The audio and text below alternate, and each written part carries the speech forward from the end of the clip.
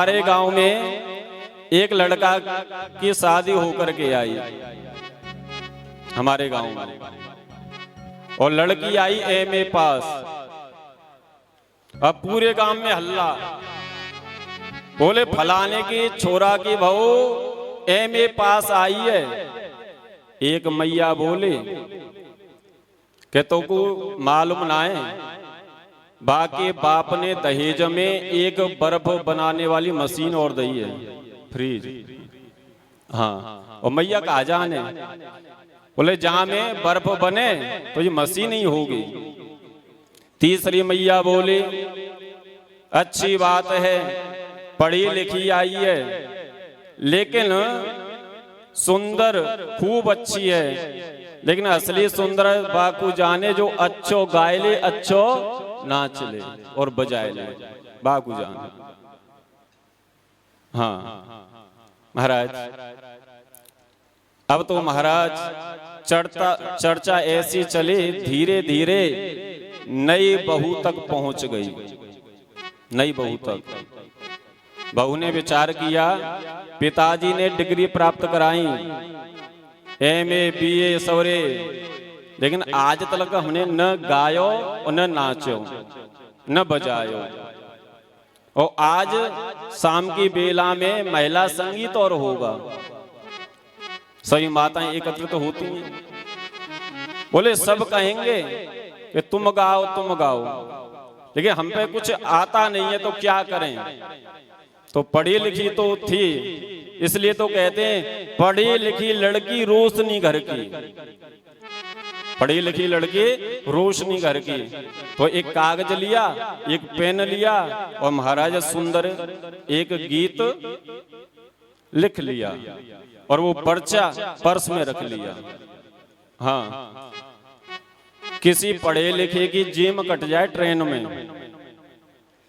और महाराज वो गांव में कहे कि आज हमारी जेब कट गई, तो गांव के कहेंगे तुम काहे के पढ़े लिखे हो जो ट्रेन में जेब ही कटाया है। तो इसमें पढ़ाई लिखाई की क्या बात है, जेब कटनी सो कट गई।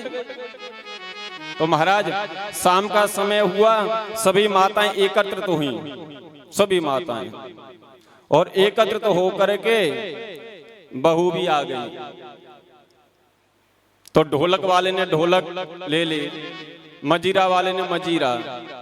अब आपस में कहने लगी, अरे जीजी तुम उठाओ, माताओं आपका भजन बहुत भारी होता है, आगे से उठता है पीछे तक पहुंच जाता है कि जीजी तुम उठाओ, बुआ तुम उठाओ, दादी तुम उठाओ, आगे से उठे पीछे तक पहुंच जाए, लेकिन भजन उठ नहीं पाता है। और धीरे धीरे उठना महाराज नई बहू पर आ गया। अब तो कन्याएं बोली कि भाभी हम तो रोज ही गाती हैं, आज आप गाओ, आज आप गाओ। सास मैया आ गई पास में, बहू के ऊपर हाथ फिरायो कि बहू चिंता मत करियो, ब्याहुले ये सब घर की हैं, सनवैयो मत, बढ़िया तैयाते तू गा। बहू ने पर्चा निकाला और गाना प्रारंभ किया कि भैया मेरो पटवारे। जैसे ही महाराज पटवारी को नाम ले, सास मैया ने बटुआ की चेन खोली और 100 रुपया निकाले, 9 छावर करी बहू पे और नाइन अम्मा को दे दे। नाइन अम्मा बोली, जी जी तुम्हें ऐसो काछो लगो जा गाने में जो 100 रुपया दे बैठी।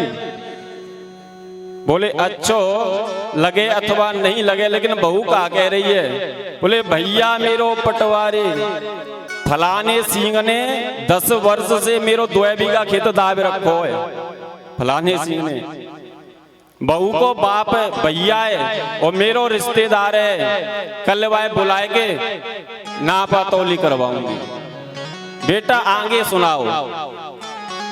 बहू को हिम्मत मिल गई, बहू सुना रही है, भैया मेरो पटवारी और पापा थानेदार, जो थानेदार को नाम ले।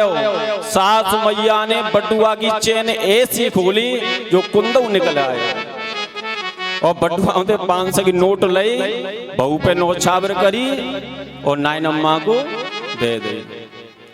नाइन अम्मा बोली जीजी अब का अच्छो लगो। सास मैया बोली तुम्हारे पैसा लेने में प्राण निकल रहे हैं, अरे शब्दन पे ध्यान करो। बोले क्या शब्द हैं? कि पहले बहू ने कही भैया मेरो पटवारी, तो बहू को भैया हमारा रिश्तेदार है। तो जब जगह की नापा तोली होगी, बोले होगी, तो लड़ाई झगड़ा होगो कि नहीं होगो? नाइन अम्मा बोली जीजी 100 में 100% लड़ाई होगी। बोले घर की पुलिस है, समधी दरोगा है, तो घर की पुलिस है तो लड़ाई झगड़ो हमारे पक्ष में होगो, हमें कोई हानि नहीं होगी। बहू बेटा आगे और सुनाओ। बहू ने सुनाया कि भैया मेरो पटवारी और पापा थानेदार, सास तेरी जेल कराए दूंगी, सास तेरी जेल कराए दूंगी। सास मैया ने मुंह में हाथ मारो, 700 रुपया गांठ के चले गए और तुम हमें जेल कराना आई हो। तो मैया जब हम अपने घर में, मंदिर में, संकीर्तन में भजन इत्यादि नहीं गाएंगे तो ऐसे तीर में तुक्का लगाएंगे, तो महाराज हास्य कथा बनेगी। ये किसी गांव की कोई कहानी हुई होगी, हमने यहाँ पर सुनाई है। अरे ऐसा कोई भजन गाइए जिस भजन के प्रभाव से हमारे लिए स्पेशल निमंत्रण आए कि फलाने के बहुआ बुला के लाओ, अच्छो गायब।